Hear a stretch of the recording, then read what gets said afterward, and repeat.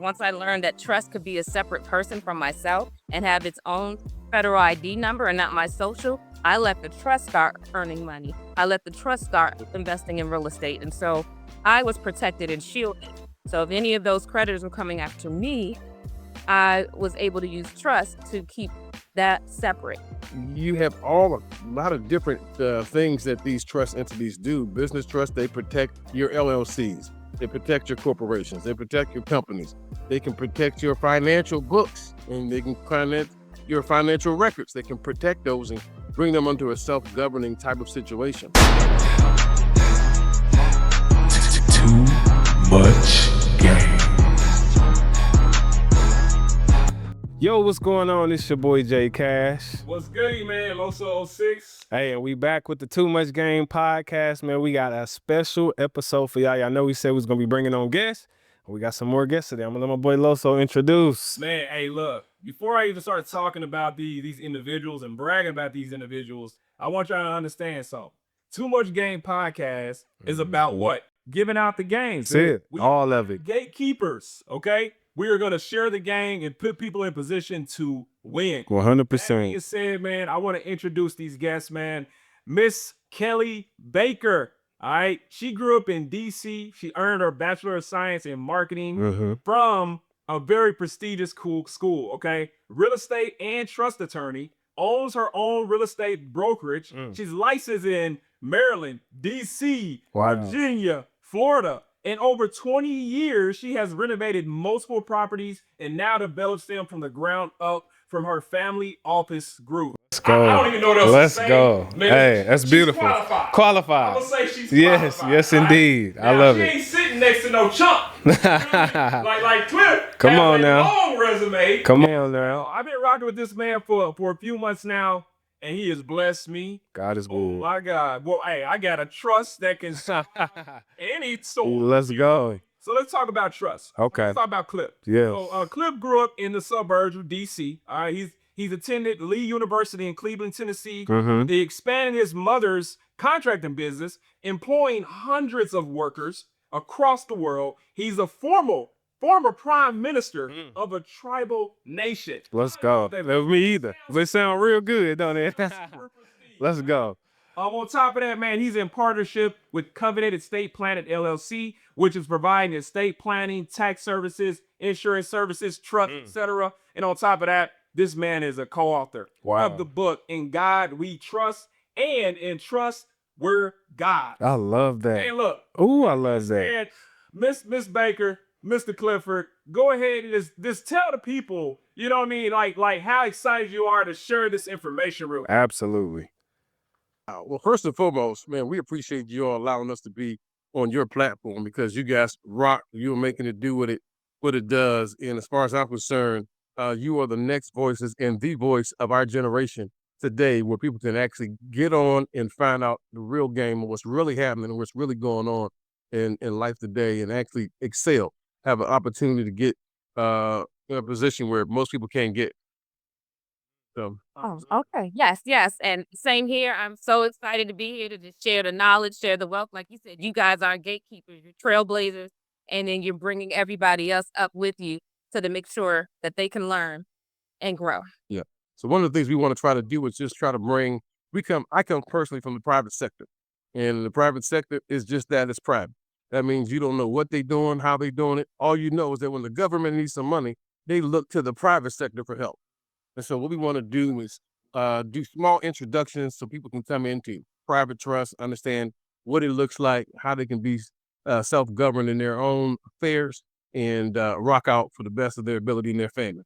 And then I kind of represent the flip side, where I'm more on the public, being on the attorney side, dealing with the court system and things like that. So I kind of take it from a different point of view on what you see publicly. Combination is such that you have a structure that's impregnable and absolutely reliable, and get you where you want to be, put your family in the position you want to be with great legacy. Yeah, I love that. I love every bit of that. Well, thank you guys for doing what you do and being able to help so many other people get established in this world that's a lot of people don't talk about. You know what I mean? It's a very quiet hush thing, doing these trusts and doing all this kind of stuff, right? So I do have a question for Cliff.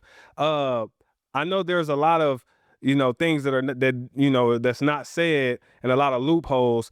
So my question to you is, like, how do people like Donald Trump or Elon Musk, how are they making billions of dollars and like not paying taxes? I see a lot of people in the bound. Hey, that's a good question. I think I can say this. I'm allowed to say this because Trump said it right on TV, national TV. Said I don't pay taxes because I'm smart. Right. In the words of Dave Chappelle, a star was born. I don't know if a star was born or not, but he definitely had his own reality show. So, going to the facts and the truth of the matter is, I think he made what I don't know, 68 million. $78 million in 2015. And then how much taxes did he pay in 2015? 700. 700. Wow. That's ridiculous. What? Right. If Trump could do it, I think you could do it too. But you gotta have the right contract, gotta have the right structure, and you gotta have the right team. Being a part of the right team, when Trump make that statement and say, "I don't pay taxes because I'm smart," I got some friends that are in the loop. They said his CPA said, "No, you're not smart. I'm the one that's smart." Right. Having the right team is essential to any and everything. How you do anything, how you do everything. So his team was the one that allowed him to see 78 million and only pay $700 and still be around to smile about it. Yeah, that part. That's crazy. It's a beautiful thing. So when it comes to these billionaires, you stated that it's all about having the right team and being structured correctly, right? So I gotta ask, Cliff, because I know Jeremy knows your background, but I want you and Miss Kelly to tell the people your background. Like, what got you started when it comes to all this stuff about trust? What makes you qualify? Yeah. Well, I'll say this. I kind of my wife. She's highly educated. So am I. But I come from a different background, school of hard knocks, and in that background, I learned the hard way, the ultra hard way. I was the black sheep in my family. Everybody else was super brilliant. Brother went to school on a full scholarship, academic scholarship. Um, I got put back 3 grades when I was in high school. Graduated on time. They made me work hard. I got it together. Went to college. But let me just say this, that what really did it for me was the struggle. Contracts. I would get into a house situation and lose income and almost lose the house. And I started learning about trust. And trust saved my house. Trust began to save my situations in court. I had different court battles that because I had trust involved, it absolutely protected me and isolated me. And so that's when I began to learn. Then I was introduced to some very wealthy billionaires, and then that changed my life. Conversation about trust went to a whole nother level, and that's what really brought me over to the education in the place where I am right now, to the point where I literally became a prime minister, voted in as a prime minister of a small tribal nation, and the story goes on and on from there. Uh, I did take estates and trust class in law school. However, the focus was more on estates, and we might have spent a day or two on trust. And so I knew they existed, but I really didn't know how they operated. It really wasn't taught, at least at my school, to a high level. And it wasn't until I was running my real estate brokerage. I had 30 agents under me, 8 employees. The market was hot, 2006, 2007. And then the market crashed and my business went flat. All the agents went away and started doing something else. And I had like one sale a year all of a sudden, going from 20, 30 sales a year. And so that's when I actually started investing. Instead of living off of sales, I started investing. But I had one bad move.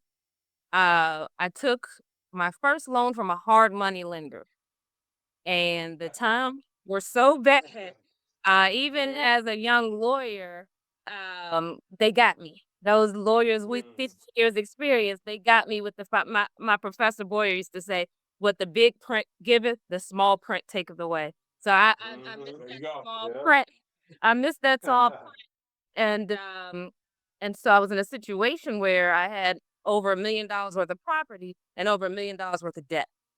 And with the market crashing, the values of the property were going down and the debt was steadily going up.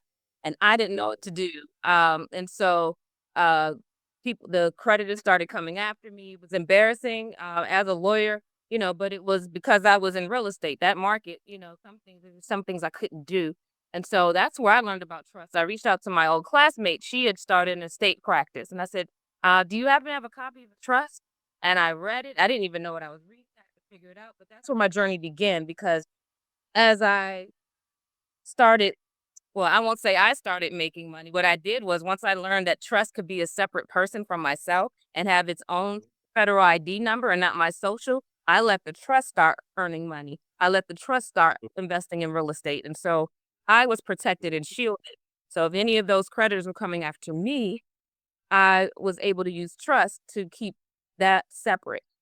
And so that's where it started, and then it grew, and then I met Cliff and put our knowledge together, and we just learned so much from each other. But it actually started from a little bit of devastation financially for me, but I was able to climb out of it easily. Using that vehicle. All right. Using that vehicle got you right. I love it. So my question to both of you is, because I know there's a lot of stuff on the internet, and a lot of people think they can just jump in and do it themselves. What's one of the biggest things you see that your clients, like one of the mistakes that you see them make when they're trying to get into the industry or trying to get a trust? I would say that the biggest mistake, well, I would say that there's two things. So on the personal level, I see people not having trust for their personal assets, their home, their car, and still, and we always talk about generational wealth, looking forward to our children, but you also need to look back to your parents. Like our generation, we also have to think about our parents, and so are their homes in trust? Do you want to go to court and deal with probate and have all of, have to get court permission to keep the family home? I also, at this age, in my 40s, have noticed that a lot of my people in my age group are coming to me where their parents are looking at taking out Medicaid. And so they're like, oh no, is Medicaid going to take my parents' house? Well, they have a look back period of 5 years. So if you don't plan 5 years in advance of needing that Medicaid health care, yes, they can take the family house. So if you plan in advance and have the house in a trust, and it has to be the right type of trust, but if you have it prior to needing that health care, then you can protect family home. So looking forward or looking backward to generation and then being able to carry that forward. So that's one of the biggest mistakes. The other mistake I would say is business owners. I think we've been misled by the concept of LLCs. So a lot of people think, well, a lot of people think, oh, I have an LLC, so I'm protected. It works one way, but not both ways. So what I mean is, for example, I had a client who was a barber, and he had his barbershop in an LLC. So if someone comes in, slips and falls, or doesn't like something, sues the barbershop, yes, he is protected as the owner of the barbershop. He's protected personally, and he is shielded by the LLC. But what people don't know is if you're ever sued personally, because you own the LLC, they can actually take your LLC and it freeze its assets and sell it. So for example, the owner of the barbershop wanted to expand, and he personally guaranteed a lease.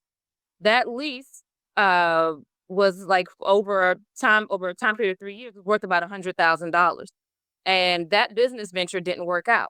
And so those landlords pursued him personally. And so now that he owes them $100,000 for a business that never got off the ground, they're looking into, what do you own? Oh, you own that LLC. Well, let's liquidate that. You need to sell your current existing business that you had in the LLC for 20 years because you're the sole owner of it. And so because you're the owner, we need to liquidate that asset. So if his LLC was owned by a trust, he could say, hey, I don't have any ownership. I work for the LLC, but there's a trust that's the managing member, not myself. So there's things that you can do to layer trust into your public business to protect yourself the other way in case someone comes after you personally. I think you just put y'all on both. Just put your Hey, not to this podcast. You just got put up in some shit again. But here is something, man. Like, wow, I'm blown away by what you just said, Miss Kelly. And that's the prom. What's the quote? Um, own nothing but control everything. Yeah. Right? When I heard that, it never really resonated with me until I started understanding what the trust can do for you, right? And when I met Clifford and team, man, I said, yes, I want the trust. Right. And so they got me set up with a trust, and it was a beautiful situation. But what I did notice is, and again, this is from my knowledge, Jeremy, in the world, you guys offer about 4 different type of trusts, if I'm not mistaken. Family trust, investment, business, and religion. For the religious trust. Can you guys kind of elaborate on all 4 of those, just to kind of let the people know what they are? Sure. First and foremost, having a structure is all about controlling what goes in and controlling what goes out. And let me just say this, before you even invest in getting a trust, you should understand why people pay taxes. Because people have trust structures to protect, to leave legacy to their family. A family trust is all about leaving legacy to the family, right? An investment trust is always about taking the investments that you have, holding it in trust for a beneficiary, such as your children or family member. But in that investment trust, it may give you some special advantages and some special tax advantages. You may have tax deference, which we'll talk about later on in this show or another show. You have a lot of different things that these trust entities do. Business trusts, they protect your LLCs. They protect your corporations. They protect your companies. They can protect your financial books, and they can finance your financial records. They can protect those and bring them under a self-governing type of situation. But you need to know about why you're paying taxes in the first place. People don't know. You pay taxes, and you may not believe this. You may not know this because nobody ever told you, because they don't really, I don't say they don't want you to know. You got to do the research. If you're paying taxes, and we all are paying taxes some way or another, well, almost all of us, maybe not Donald Trump. No, I'm sorry, he paid $750 one year. But another year, he got $5 million back. Look at that, right kind of structure. But we pay taxes mainly because we agree to pay taxes. We agree. It's a contract. Period. I had a preacher one time. I'm gonna tell his name because I don't talk to him no more. But he's a proper preaching machine. His name was Todd Hall, related to Aaron Hall, and related to Arsenio Hall. I'm sitting in his limo one day, and the way he got his money is the way he got his money preaching, but he had a lot of money. And this is about 20 years ago. He had a big old thing of cash. I'm not gonna say how much because I know this is gonna go live. But what happened was, I said, "Man, that's a lot of money." He said, "Yeah, man, I'm almost at $1 million." I said, "Man, well, how much do you pay in taxes?" I said, "Taxes?" He said, "Man, the only reason why you pay taxes," and this is an old preacher thinking, but it was correct in a sense. He said, "The only reason why you pay taxes is because you signed some agreement somewhere." He said, "You signed something." He said, "If you don't sign nothing from nobody, you ain't obligated to pay no taxes." I got to thinking about it. I'm like, man, he's right. But really, he was right in a sense. But that wasn't very sophisticated. Now, 20 years later, we're sophisticated. We understand you need to manage your contracts. If you're gonna agree to pay something, you need to know what vehicle is paying. Is it me with my social? You know what I'm saying? Or do I have a structure that actually insulates me from having to give away a lot of my family's wealth? Do you want to give away your family's wealth? I don't think you do. You want to get this trust now.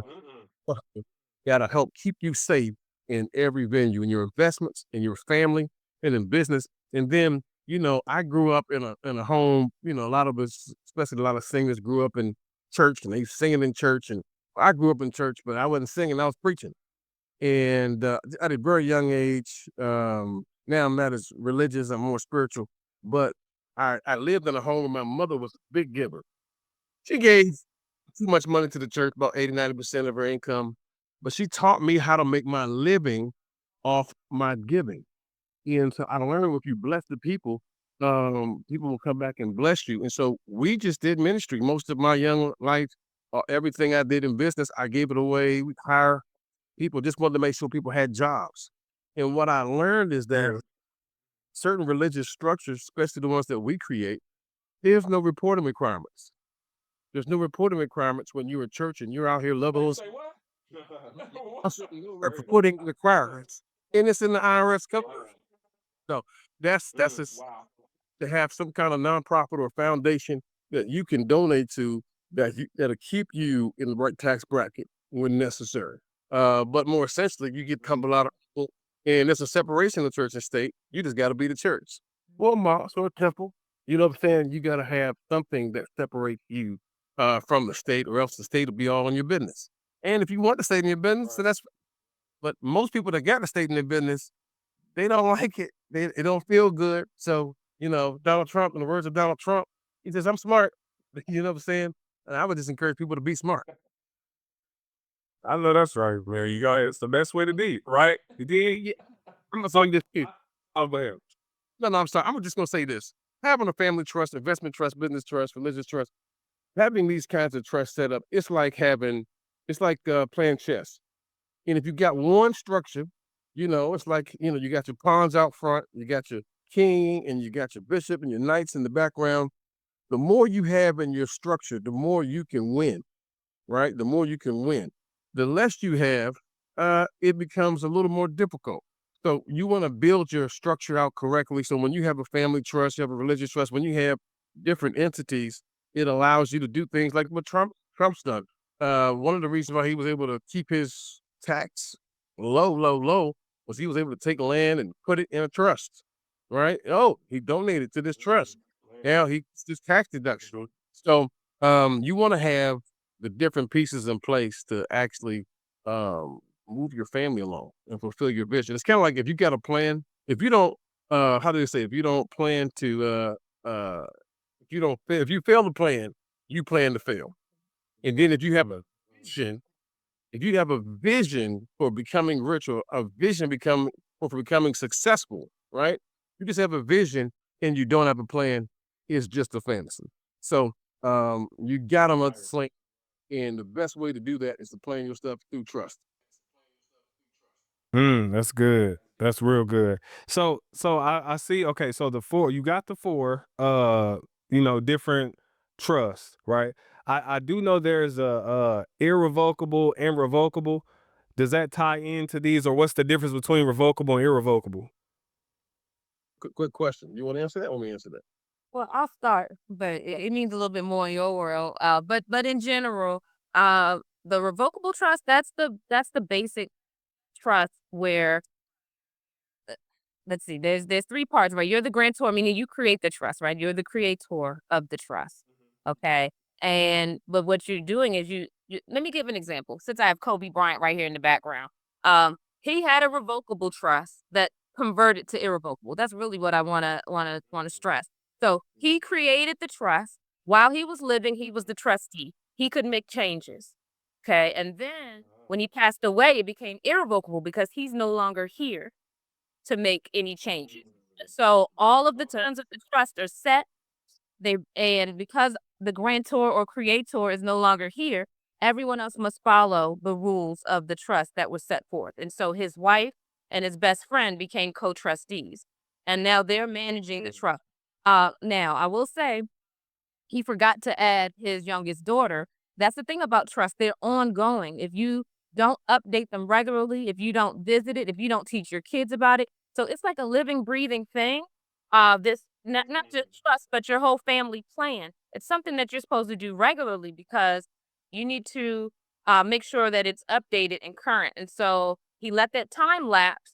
And when he passed away, his daughter was 8 months old. That means he knew for at least a year that she was going to be here. So while his wife was pregnant, after she was born, he didn't make the change. They had to petition to the court to add this child, or else she would have been left out of 500, $600 million worth of wealth. So they insane that he would have intended to had add his daughter like he did previously. He added each daughter as they were born. Now, he could have said, all my children will split equally. The problem is, especially when you're a celebrity, then there'll be 50 people in line say, "Oh, that's my daddy. That's my daddy." So if you say all your children now, there's got to be 50 DNA tests to see, did he have any other children? So he specifically needed to name each child as they came to the world for that purpose. Or you just put it on game. You just put us on game again. So these are public trusts. Okay, even though that was revocable, that converted to irrevocable, this is on the public side. And so you can get the court a little bit involved um, and convince them to make certain changes, such as adding the daughter that he would have intended to add. But generally, they can't be changed otherwise. And then, yeah. Oh, irrevocable. Revocable basically means you can make changes to it while you're alive. Of course, once you expire and you're not here, you can't make any changes. It then becomes irrevocable. But an irrevocable trust provides a lot of protection because if you have creditors that are trying to get at you, well, you don't own the trust. You just manage the trust as the trustee. So it's not your personal asset. So what the mistake people don't understand about irrevocable trust is they think, okay, since it's irrevocable, I can't make any changes. No, not necessarily. So when we say irrevocable trust, it means that a grantor irrevocably assigns the asset and the instructions of a trust to a trustee, and that's doesn't have anything else to do with it. So, say if I'm the grantor of your trust and it's an irrevocable trust, it means I'm assigning this over to you. I can't have anything else to do with it. So I'm out of it. I can't do with the assets. I can't have anything to do with the trust. I've assigned it to you, and now you control it. So now I get into legal title. So you now have the legal title to control and move assets around within the trust. And then equitable title will be the beneficiaries. Okay, so now the beneficiaries are the true owners. However, they don't control anything because they don't own anything. They're just beneficial owners. So it comes to them as a benefit according to the trust instructions. And if you have the kind of trust that we create, then it's at the trustee's discretion on how they divvy out to the beneficiaries. And by the way, if it's at their discretion in an irrevocable trust, if it is at their discretion, then there's tax deference in a lot of different areas. We'll talk about that soon. Got it. Got it. So, man, this is some These, hey, Woo, these are I'm looking to lie. yeah, no, yeah. That's a good month. I'm telling you, right? All right. I'm trying to look. I already told Cliff, but I said I'm getting Jeremy. I'm getting all my fellas, all my people in my circle, because having the proper infrastructure, especially as an entrepreneur, is very important. You know, when I get into the entrepreneur world like full time, I didn't realize how many people I needed on my team to actually keep some of the money I was making. Yeah. You know, my first year as an entrepreneur, I didn't have a CPA. I didn't have, infinite banking. I didn't have a trust. I didn't have none of that, right? So I'm giving away. I had $98,000 in taxes. Yeah. I had to give away my first year as an entrepreneur. Yeah. And I'm like, what's the point? Right. I might as well go back to work. I got to give it all to the government. But it was because I didn't have the knowledge. Yep. And that brings you to the next question. So like I noticed, and again, I was digging in on how to avoid paying so much in taxes. Flipping properties, gotta pay capital gains. Yep. You know, making money in Forex, gotta pay capital gains. All these gains is like, here you go. Gotta pay on tax money that's been taxed multiple times. It really don't make no sense. But we ain't gonna talk about that on this episode. But I do want to know this. We see a lot of advertising online for trust and wills and how to set them up, use chat GPT, all these different things. And in reality, a lot of people go down that path and they end up getting screwed or getting put in jail by doing something stupid, right? So I want to ask you guys, what makes you guys the go-to company to get your infrastructure and trust set up? Well, I guess I'll respond first. You can have, it's like baking a cake. You can have the ingredients to bake a cake. And there's a lot of trust companies out there that know they have good ingredients, but they still don't make a good tasting cake. And it's like having, in some of them, you can make a good steak, but then they put it on a plate that's got flies, that's dirty. Nobody wants to eat it. I'm gonna give you a better illustration. Zelensky walked into the White House and one of the comments was made on his, hey, why don't you have him a suit? I mean, as far as I'm concerned, I don't care about what Zelensky had on. I don't think they said about right to live in the war. But in the Western civilization, what you look like, it means a lot. It can say, hey, whether you stay at a door or get kicked out of a door. And a trust is the same way. How it looks, how it's presented, how that cake is put together. absolutely is essential, right? To how the contract, what kind of taxes are going to have to be paid, not be paid. You just simply want to have not just somebody who has the ingredients, but knows how to bake a cake. So with our particular group, Covenant Estates, we not only know how to create the cake, build the cake, make the cake, but serve it in the right way so you get the right response every time. Got an incredible team with us and behind us that can conquer almost every difficulty that you can imagine. And so it's absolutely essential to, if you want chicken, you don't just go get chicken anywhere. You know what I'm saying? Some people prefer Popeyes, some people prefer this, but it's the ingredients and how you use your ingredients. So we got secret sauce on this end, especially coming from the private sector. We have a little bit more knowledge than the average trust company. We've seen a lot, we've done a lot, and we are part of a lot. And so we're so happy, to just be on the podcast to just give some of the game. And I can say from the attorney side, I see a lot of, I don't exactly call them my colleagues in the estate world because, first of all, I don't really like wills. But they're better than nothing. But wills only activate. I mean, wills are actually trust. You determine your trustee, which is your PR, but they don't come into effect until you die. Trusts are for active living people, and you actually have a strategy. But what a lot of attorneys do, that they sell trust and they don't fund them. And so a lot of people say, "Okay," I say, "You mind if I take a look?" And there's nothing in them.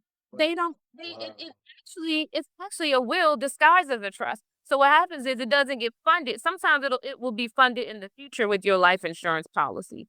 It'll be funded in the future, but you still have to go through probate. Like if you say my house will go to this trust upon my death, that's fine. But you got to go through the probate process first. So it's a setup.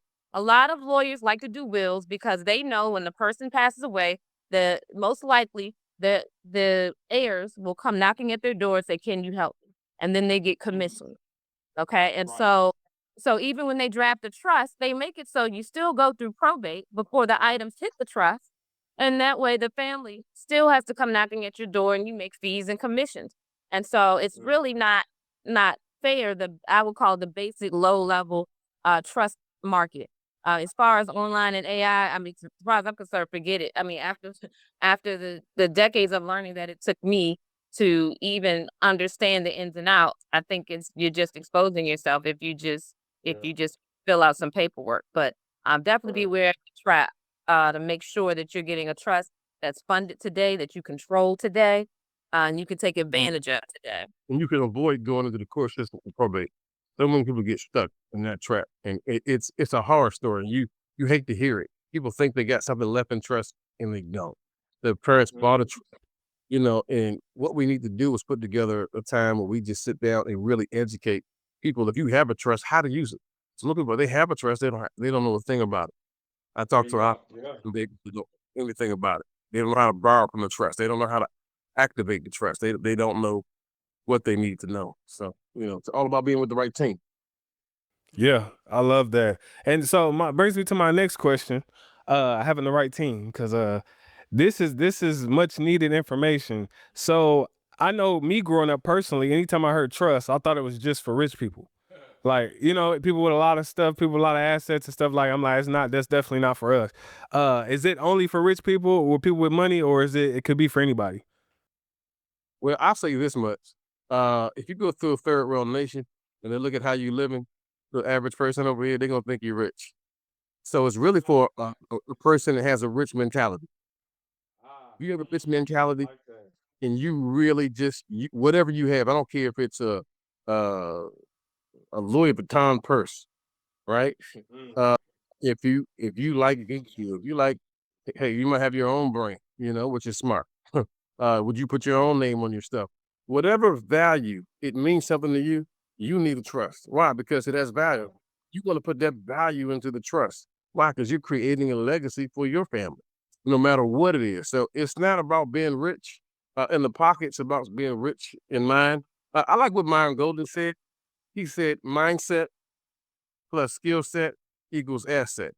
And so if you want to be successful, they go to school. But now you need a vehicle. You need what kind of vehicle you're going to get to kind of help move your finances along to make sure that you can have a legacy for your family. You absolutely need a trust, and you just need a mindset. So, what is trust for? Trust is for people to have a mindset that want to create generational wealth. Trust is for people to have a mindset that absolutely want to be more than successful. They want to be ultra successful. Trust is for people just with a mindset. If you don't have a mindset for winning, you don't have a mindset to expand your net worth, then no, maybe a trust is not for you. But if you have a mindset, right, that says, you know what, I'm going to learn about this because I believe that I can take advantage of the tax savings. I can be like Crump and I can be smart, right? I can earn $78 million and only pay $700 and nobody say nothing about it or can't do nothing about it. If you want to be that kind of individual, it starts with a plan, it starts with a structure, it starts with a strategy. Yeah, we need to go to work and we just put you up on some more game. That's Hey, I love that. Oh my God. Cause that's the thing, man. They a lot of people will say that. It's like, okay, I don't pay taxes, so I'm smart. It ain't like you said, it ain't about being smart. It's really about having the proper infrastructure right. and the right network of people around you that know more than you. I never want to be in a room where I'm the smartest guy. Never. Ever. Like if I'm in the room, I'm the smartest guy, I'm gonna be like, I'm out. Right? Because that means that we literally are just feeding off of what I'm trying to use. Yeah. And so it's like, nah, I want to be in that room where you got people like Miss Kelly, Clip, and yourself that's literally putting us on game, too much game, right? To put us in position to win, you know. So very simple question. I think you guys already answered it. Do you have to have a business to have a trust? I believe you don't, based off what you guys just said. Well, no, so having a trust structure is just that. There's foundation and you build on it. So everyone should, even if you are unmarried, no children, you still need the family trust. I mean, if you're the main part of your family, you're the only family member, fine. But oh my goodness, you should see how many millions of dollars of unclaimed property that comes across my colleagues' offices from people who didn't have children. And so there's millions of dollars in 401ks and stocks and bank accounts. You know, at a minimum, it could go to your favorite charity or something, you know. So everyone needs the basic family trust to get started. You need to avoid probate. You need to avoid the government having that final claw at your income or your or what you've amassed. Then, if you are a business owner, then you will need to layer in business trust, and so there, it's like a layering process. You need to say, well, how does my family trust benefit from the business trust, which is here, which feeds into it. And then, if we start making a certain amount of money, then it's okay. Now we want to do donations into from our foundation, and so you just layer all these trusts. It's like I said, it's living and breathing, and so that's why you don't just get the document and say, here, whew, I'm done. No, you always have to constantly tend to it. And that's why we really believe in education and making sure that it's an ongoing support for people once they get one of our trusts. Yeah, and a lot of our education, you'll find I won't say it's free, but it's like almost free. We're like giving away the game. It's kind of like this podcast. You guys are giving away the game right now on trust and trust structure and the different kind of vehicles that you can utilize to create what you need for your family. So And speaking of education, Cliff, let's talk about family reunions. Tell me what theory on that. culture, when I say our culture, people that look like us, a lot of times we have we'll do we have family reunion, but in cultures, they're having trust meetings. They're having a family reunion, they're having a family meeting, a family trust meeting to discuss the assets and what things are moving, who's going to manage what. And so we've got to develop a family constitution. We've got to develop a mindset. We not when we all get together as a family, we just not having a family cookout. You know what I'm saying? We're gonna actually sit down, see what we have, create a family trust structure, at least talk about it. Somebody needs to open up the conversation. Play back this. Say, hey, this is what we're trying to do. We're trying to create legacy for our family. How do we come together in a trust structure and create investment arm, create a business arm, create a religion that we can keep all of this circulating right in our circle. Yeah, And There you go. that's good. Man, I love that especially when it comes to family, man, that's major because we as families, man, that would be just a beautiful thing to be able to pass on wealth and not just the wealth, just even the knowledge of it. You know what I'm saying, to the next generation. So I will ask this: I do have children that are under 18. So, like, what are some of the advantages of having a trust with children that's under 18? Well, the great thing about that is, well, first of all, they're at an age where the word trust can be normalized. So it's That's good. in those dinner table talks to just say, hey, do you know what a trust is? Okay, and let me show you the trust bank account. Or you see this house, it's in the name of the trust. One day you're going to take over this trust, and over the years, I'll show you how. You see, Dad, I'm a trustee. So Dad is acting as trustee right now. And when you get a certain age or certain education, I'll make you co-trustee and we'll do this together. And then I'll let you have your own wings and you'll have your own sub trust that this trust will feed for your family and your wife and kids or your husband and kids. And so, um, I think it's great to have young children for that, to start the conversation. Um, Also, trust should have protections in place as well. That's Cliff mentioned before about not distributing all the funds at one time. That's the spendthrift provision. And so, if a child is not ready to handle, and I say a child, they could be anyone 25 or even 30 years old. There's a certain amount of money that people aren't ready to handle, so you can phase it out and say, okay, when they're 25, they'll get this much. When they're 30, they'll get this much. If they finish college, or if they have a business. And one thing I like to do, because we do teach our children to be entrepreneurs because it runs in our family. Um, Yeah. we set up a clause where our children can take loans, and so you can borrow from the trust, but you need to pay it back. So if your business isn't successful at 25, okay, we'll try again at 35 when you get the next lump sum. The next 10 years, you're not going to have access. But now you got that 10 years of grind. It's okay, I know I can handle it this time. So now you get the next loan. And if you don't pay that back into, maybe you wait till you're 45. And after that, Give them 3 to 4 years. We're not gonna make them wait that long. Right. If you fail, get it together, take a year or two, figure it out, get your next lump sum. But that, no, is there a tax advantage too?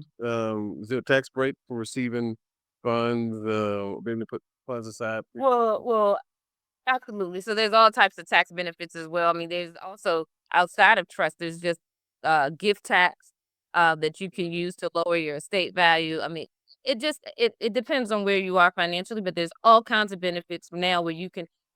Some people put their children on their payroll at certain ages. Of course, that's a benefit. But outside of that, you can also gift them money. So you can set up trust for them now where you gift their trust. Right now, it's 18,000 per year per child per spouse, meaning husband can give 18 to the child and the wife can give 18. So 36,000 per year per child could be given tax free outside of, and so that's right. So and there's a whole way where you can make sure the child doesn't use it. There's a whole strategy behind that, but and just let it build. But I just heard some more Gary. But Jared said, Come on now. Hey, right. it's It's a process, but it's a way to reduce the assets out of one place. It's more to spread it out, and reduce your total estate value. That again, the final tax. So you want to get everything out of your name. As soon as you get it, you want to disperse it to all the many trusts that you have. So the more money you make, the more trust structures you have to keep things out of your name. It's a management job. You do become a manager. Um, there are some people who are beneficiaries to over 100 trusts. We're talking generation. Yes, we're talking about trust fund. What happened is in the 1700s, there were trusts, and it goes down and down, and people marry into families that have trusts, and they have kids.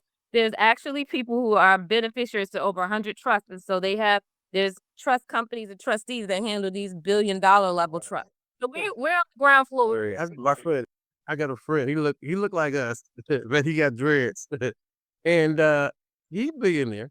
He talked to one of his billionaire friends, and he says, "I need to be able to operate like this."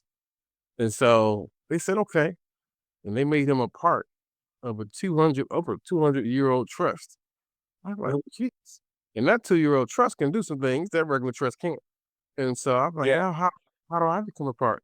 But it's amazing when you just have the knowledge of trust. And when you have the knowledge of trust and you begin to hang around people that talk trust, that talk structure, that talk about how to control the contract, man, you're gonna start changing everything in how you operate, how you sign and what you sign and what entities you use to sign with. Beautiful, beautiful, man. Man, that's all over. So, I know we got a few minutes left, man, and you guys. The last question I was going to ask you guys it was about the tax advantages of having a trust. You kind of tapped in on some of those topics. Are there any other tax breaks or anything like that for having this type of infrastructure?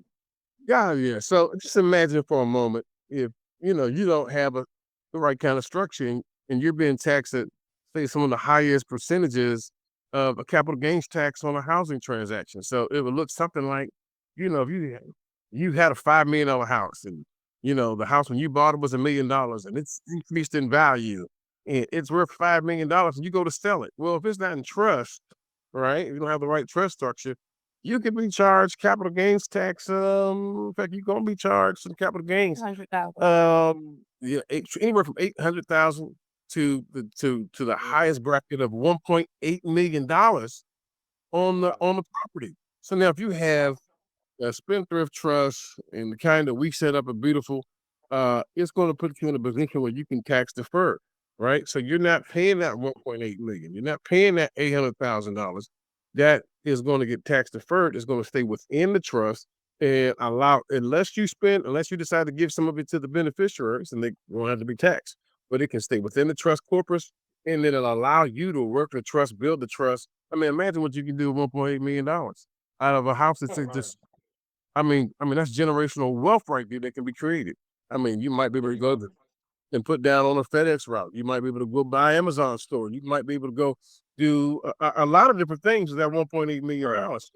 You're creating generational wealth, and by keeping that money in and not paying that money out right away, it allows you to put more people to work in business, right? So now they can pay those tax dollars, and the government can get that money from them and not from you. You need to be creating businesses, putting people back to work. We got millions of people that need to be put to work. They're unemployed. They're looking for a job.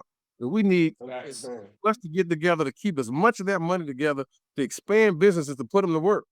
Absolutely. Want to do it. Trust. Let's get it done. Let's engage. Let's engage.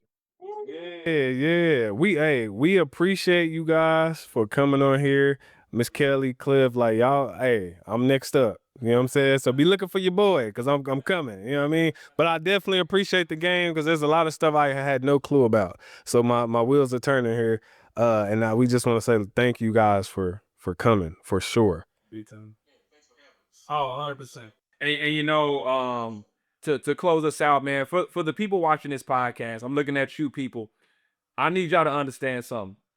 When we bring people to this show, our whole goal is to put you guys in position to things that we've already done. Either I've done it or Journey's done it and we've seen success with it. We talked about the infinite banking. Now we're talking about trust. We're giving you the infrastructure on how we're going to be able to set ourselves up to mimic the smart people. Or see where I'm coming from? Yep. We have to start using our brain and using that knowledge. So that being said, Cliff and Kelly are going to start doing weekly webinars coming very, very soon. Yeah. We want to put you guys in position to get the full sauce, because again, the stuff they have told me behind closed doors, oh my God, you can't get that on this podcast. They're going to take our YouTube channel down. So we can't talk too much about that type of stuff. But if you're interested in joining one of those webinars, go ahead and type trust below in the comments. Myself, Jeremy, Kelly, or Cliff will be reaching out to you in those comments to give you guys next steps to get into that free webinar. With that being said, I want to make sure, Cliff and Kelly, if you guys have any closing remarks before we close out. No, we're fully excited. And if people want to locate us or see what we look like, we'll present our QR code or a website so they can see it. But we want you to come on to what you're putting together is going to be absolutely essential for people to actually learn about trust. We'll probably share some things through Follow You Creating, through the platform that you have, that we won't share in most seminars that we do. So they're going to get something real special. We got a special giveaway we've been talking about giving away to everybody that comes on. I'm trying to get Kelly to agree with me. It's several $100 value. He's like, I don't know, but I think we're gonna do it. So you'll be surprised when you come on. Everybody's gonna get a gift. Nice. I love it. What about you, Miss Kelly? Well, I just want to thank you for the opportunity to get the word out. I'm really excited working with you guys and working with the people. It's just a blessing and an honor, and I want to thank you. Awesome. Man. With that being said, man, God bless you guys. Y'all know how we move, man. Energy feeds energy, and we out.